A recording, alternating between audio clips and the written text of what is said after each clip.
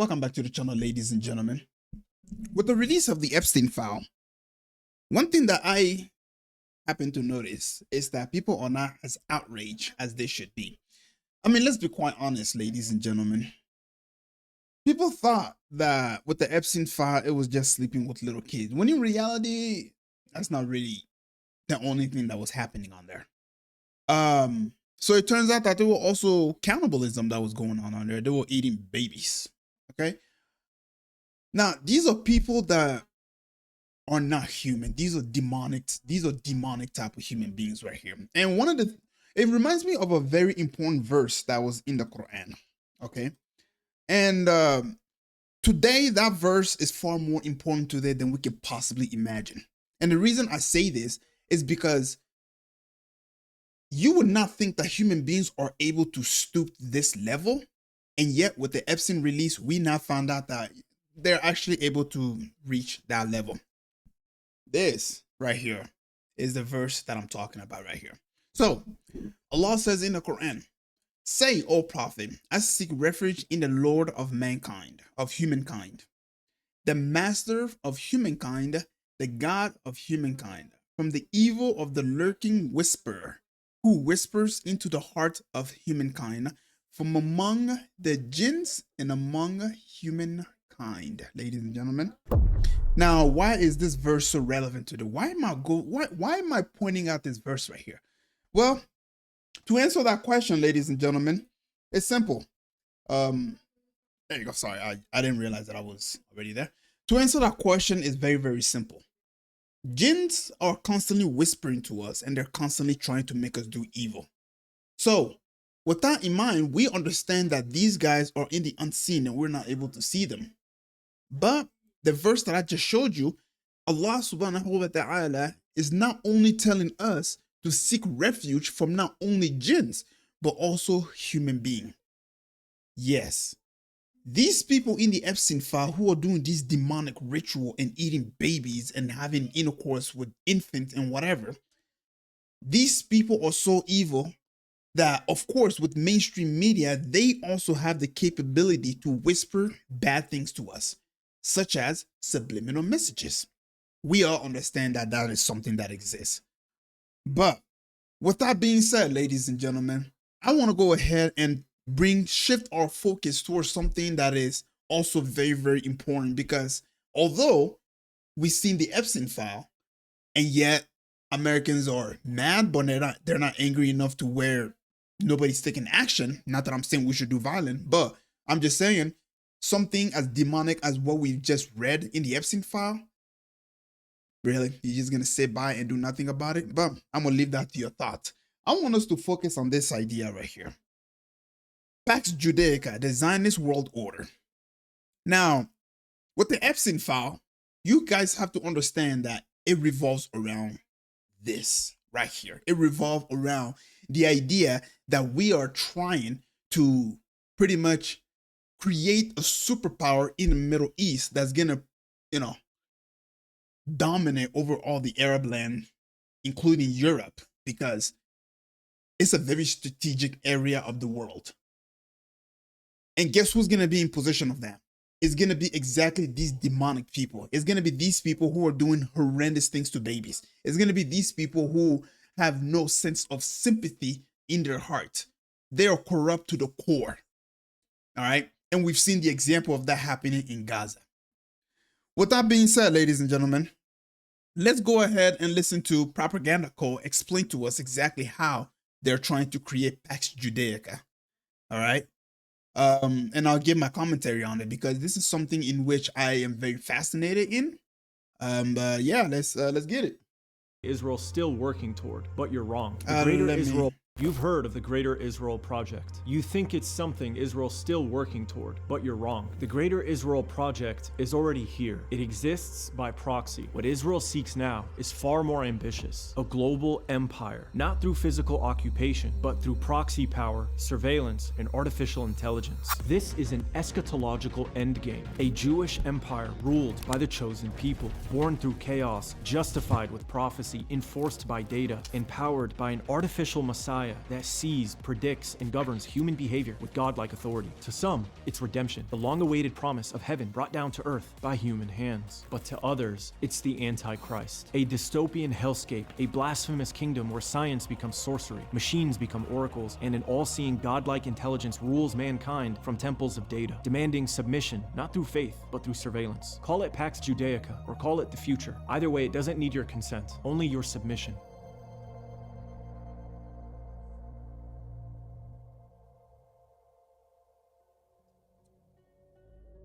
The Pax Romana, or Roman peace, was a long period of relative stability enforced not by harmony, but by dominance. It was peace through power, maintained by military supremacy, centralized authority, and the suppression of rebellion, not the absence of violence. Scholars later used the term Pax to describe similar eras. Pax Britannica, for example, followed Britain's victory over Napoleon and rested on naval dominance and global trade control. And Pax Americana emerged after World War II, shaped by aircraft carriers, missile cruisers, and the petrodollar system. In every case, Pax did not mean an end to conflict. Wars and uprisings continued. What changed was the hierarchy. Authority was settled, and those seeking power or protection orbited themselves around this new political gravity at the center of a new world order. Crucially, Pax periods are never declared in real time. They are recognized in hindsight. Once resistance becomes marginal and competitors accept that victory is no longer possible. Today, some argue a new order is forming, one they call Pax Judaica, an era in which Israel's rivals have been neutralized and its influence consolidated, not only through military outcomes, but through political leverage, lobbying power, blackmail, intelligence dominance, and advanced surveillance. So yeah, I genuinely do believe that we are currently living in Pax Judaica. And the reason I say that is because of the action in which Israel has been taking for the past decades, and the so-called Pax Americana hasn't done shit about it. And why do you think that is? Well, with the release of the Epstein file, I'm pretty sure all that's starting to make a lot more sense as to exactly why I believe we are living in Pax Judaica. And one thing that you also need to understand is that Israel has the Samson option, and which goes along the line of, if our existence becomes a threat, everybody and anybody is going down with us. And so America is the one country currently that is, well, making sure that Israel does not get threatened by its neighbors. First glance, this idea seems implausible. Israel is small. It lacks strategic depth. It depends heavily on Western military, economic, and diplomatic support, and exists within the framework of the American empire. And sorry for pausing it real quick. Another reason why I also believe that we're living in Pax Judaica is because when the 12-day war was happening, there were Israelis in the Pentagon, commanding generals in the Pentagon to attack Iran to stop the 12-day war. How could it possibly function as a global empire, exerting influence far beyond its borders? The answer requires us to rethink what power looks like in the information age. When most people hear the word empire, they imagine vast armies occupying territory, overseas bases spanning continents, massive navies patrolling the globe, and aircraft carriers parked off foreign coasts. In short, hard power. Israel does not fit that traditional image, yet Israel is a formidable military force. It possesses the most powerful military in the Middle East, and, according to senior analysts at the Institute for the Study of War, fields the best air force in the world on a pilot-for-pilot basis. It operates advanced naval assets, including nuclear-capable submarines, maintains at least 150 nuclear warheads, making it one of only 9 nuclear-armed states, and fields the densest and most sophisticated air defense network on the planet, rendering it more militarily capable than most states, including many in Western Europe. What Israel lacks is not capability, but scale. It does not have the population, industrial base, resources, or global logistics footprint of traditional empires like the United States, Russia, or China. It does not. And this is another reason why I believe that Israel is not going to join the war with America if America decides to attack Iran.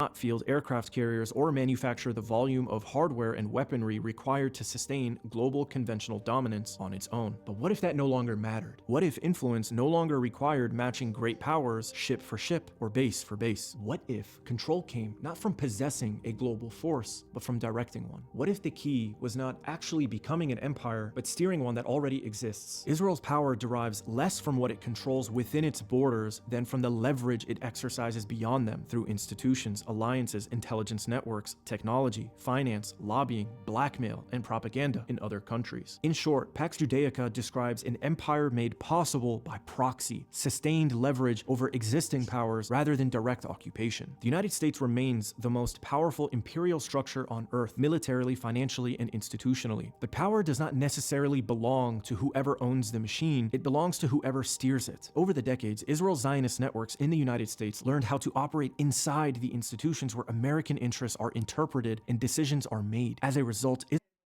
now you see what I mean when I say we're living in Pax Judaica already? Because there were Israelis in the Pentagon commanding generals to attack Iran. Israel does not need to own or command the aircraft carrier if it can shape the conversation that determines where it sails. Therefore, Pax Judaica is not about replacing or equaling American power, but hijacking it, leveraging US resources to advance Israel's own interests and goals. Yet for many, Pax Judaica still sounds implausible, and I think it's because people still don't grasp the extent to which Israel has gained leverage over the American empire. Beneath all the arguments, what this comes down to is one question: does the dog wag the tail, or does the tail wag the dog? Critics of the claim that Israel now steers US power usually argue that the American empire is fragmented, with countless factions competing for influence driven by money, inertia, or careerism, and that pro-Israel networks are merely one player among many. This argument isn't wrong, it just underestimates Zionism. The American empire is not a single actor. It is a sprawling system of institutions where American interests are interpreted and executed by individual people. Most participants inside that system are not playing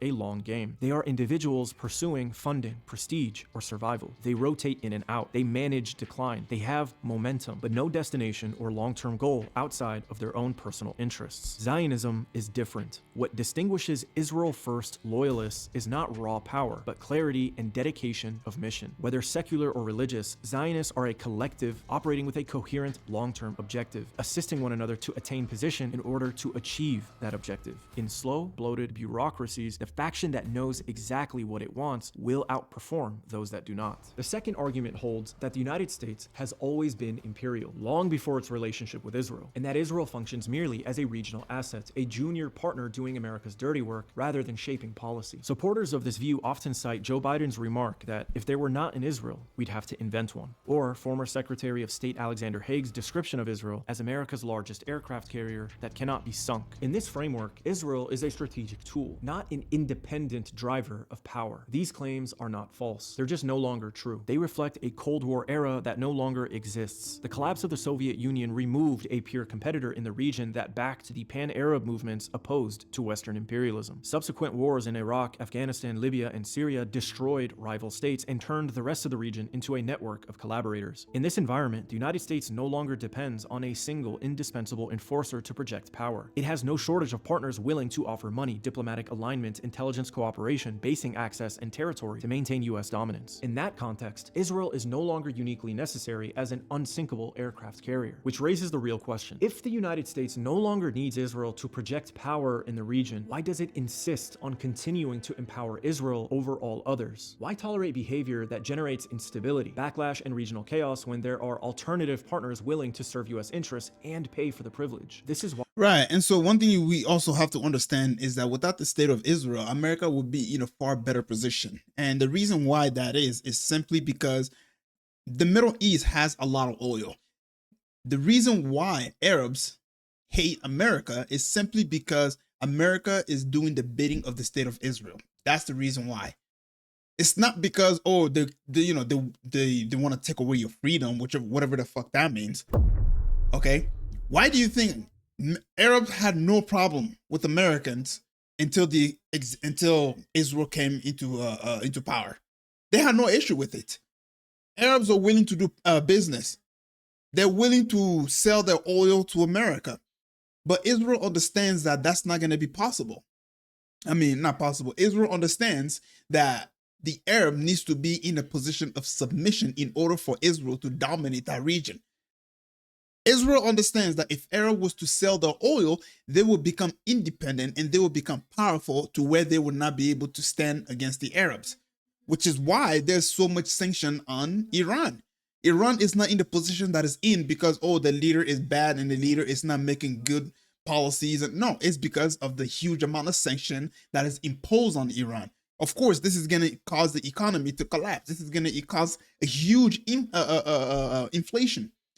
And so with that inflation, there's going to be an uprising. People are going to turn to the government. And this is the instability that Israel is relying on. So that way America can go ahead and attack it when it's at its most vulnerable. Why the old model breaks down, and the argument shifts from hard power to institutional leverage. On paper, the United States holds enormous leverage over Israel. In theory, this should allow Washington to compel Israeli behavior. In practice, however, across multiple administrations, whether they're Democratic or Republican, it has not been able to restrain or compel Israeli behavior. And it's not because the leverage doesn't exist, it's because the leverage is neutralized from within. This contrast is revealing. In the early 1990s, Israel required US guarantees for a $10 billion loan to absorb Russian immigrants after the Soviet Union collapse. President George H.W. Bush was interested in negotiating a deal between the Israelis and the Palestinians at the time. So President H.W. Bush wanted a guarantee that Israel was not going to use the money that the US was going to help them obtain to expand settlements in the West Bank. So he used his leverage over Israel, drew a hard line, and forced compliance. And it worked. Israel caved, but it was the last time they would ever do so. Fast forward 20 years, and Benjamin Netanyahu standing in front of Congress urging the United States to sabotage its own president and the Iran nuclear agreement in order to satisfy Israel's interests, which ended up happening within just a few years. A decade later, despite Israel's full dependence on American weapons and cover, both Joe Biden and Donald Trump gave it everything it needed to carry out the genocide in Gaza and go to war with Iran. Aircraft carriers were deployed, missile defenses were activated, tens of billions of dollars were spent, all at enormous cost to America's global standing and domestic political support. By any rational measure, this ran against America's interests. Yet it continued. Israel was still dependent on the United States, arguably more than ever. So how did the US go from President Bush demanding Israel cave to his demands to presidents bending over and giving Israel everything it wants? The answer is simple. What changed was Israel's leverage over America's leverage. You see, administrations rotate, presidents come and go, but Zionist networks with their long-term objectives remain embedded, permanent, shaping narratives and incentives from inside the system. To quote Benjamin Netanyahu from a private conversation recorded over 30 years ago, America is a thing that is easily moved. So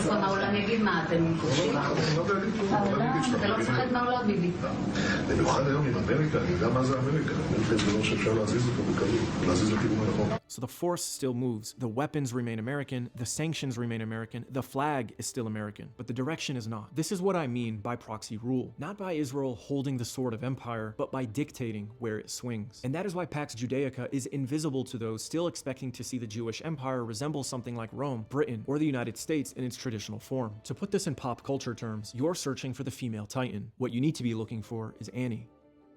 Under Pax Judaica, the empire will still appear American. Power will still seem to flow from Washington, but the real axis of approval, denial, and permission will run through Jerusalem. And by the time history names it in hindsight, it will already be complete. By now, the pattern should be visible. Israel's leverage over US policy isn't always easy to articulate, but it is something that I'm sure you feel, because many Americans feel it. That unspoken tension is why a fierce debate now rages on the right between America first and Israel first. But let's examine a few cases to further demonstrate the point, because once you understand how power currently operates in the modern world, you begin to see who must be courted, who must be appeased, and in what order. After the fall of Bashar al-Assad, Syria wanted sanctions relief, so it pursued meetings with pro-Israel donors, organizations, and advocacy groups. Syria got what it wanted, and the US lifted sanctions. The UAE wanted advanced weapons and clearance to pursue its interests aggressively in East Africa, so it normalized with the Zionists. The US approved the weapon sales and the UAE's plans. UAE got what it wanted. Javier Milei wanted support for his presidency in Argentina, so he went to Jerusalem and touched the wall. Just a few days before he was to be re-elected, the US bailed him out and helped him win. He got what he wanted. And Maria Corina Machado pledged to align her government closely with Israel should she take power in Caracas. The US is now currently at war with Venezuela in an attempt to put her in power. Now let's pose a question that we all know the answer to. If Syria, the UAE, Javier Milei, or Maria Machado offered to do whatever the US asked but opposed Israel, would they have gotten what they wanted? We all know the answer to that question. So the implication then is clear. Access to Washington runs through the Zionists. These are not isolated or unique gestures. They are signals of who truly holds power. In any Pax system, elites instinctively learn where authority ultimately rests. They learn which doors open others and which remain locked, no matter how loudly you knock. This is how gatekeeping works. Alignment is rewarded, non-alignment is punished. Despite the genocide in Gaza, you find state actors and elites from all around the world seeking Israel's favor. Meanwhile, Russia is treated as a toxic actor for its invasion of Ukraine, despite being 100 times more powerful than Israel in terms of hard hard power. These states and actors are positioning themselves within a system they believe will endure, orbiting the political gravity of Pax Judaica. Now the question becomes, how does this system cement itself? In the digital age, the answer is surveillance. In a world growing more chaotic and unstable by the year, power no longer comes from force alone. It comes from visibility. Governments are shifting from punishing dissent after it occurs to anticipating and neutralizing it before it even forms. This is where data, AI, and surveillance becomes decisive. Once separate systems like banking, taxes, travel, biometrics, social media, communications are now being merged into unified profiles that track not only who people are, but how much money they have, how they behave, what they believe in, and what they are likely to do next. This convergence is accelerating. At the same time, artificial intelligence is automating entire sectors of labor, concentrating wealth upward at a rate we've never seen before, and hollowing out one of the primary sources of meaning and structure in modern life: work. This creates a problem that no empire has ever faced before. How do you govern populations that are no longer economically necessary, but remain politically present? One answer is dependency. In exchange for taking all of the jobs and all of the wealth, AI companies will offer consistent stimulus checks, otherwise known as universal basic income. OpenAI, for example, created WorldCoin, a cryptocurrency to share wealth with the average pleb. To obtain this WorldCoin, you must first scan your iris so your profile can be reviewed. This UBI is framed as fair exchange for taking all of the world's wealth and labor. In reality, however, it is a shackle, a chain, forced dependence that crushes human individual autonomy. Systems like universal basic income from AI companies that will distribute resources at scale require monitoring, eligibility, and enforcement. So in short, your survival as a person that can no longer earn money in a world where AI has taken all the jobs will be conditional on whether or not you behave and obey the system. So if you behave, scan your iris and you'll get your stimulus check. Criticize the government or express a dissenting opinion, and when you scan your iris, you'll be denied the resources you need to live. Even if you have money or credits saved up, you will not be able to spend it if your identity has been flagged for non-compliance. You won't be able to drive, fly, buy food, exercise, get healthcare, or travel without total submission to the system. This system is being built. That is why surveillance will be crucial. And as we mentioned earlier, historically, personal data was compartmentalized. Today, those walls are quickly collapsing, and private technology firms are parking themselves between governments and populations, integrating data at scale and centralizing surveillance infrastructure across borders. All of your data is being packaged into a neat little profile so the elite who hoard all the wealth can determine whether or not you're being a good little goy.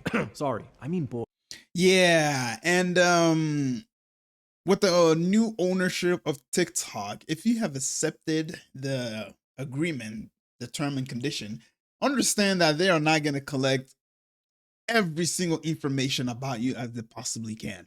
This go all the way down to your gender. They want to know your gender. They want to know what kind of disease you have, what kind of illness, if you're disabled. They want to know everything.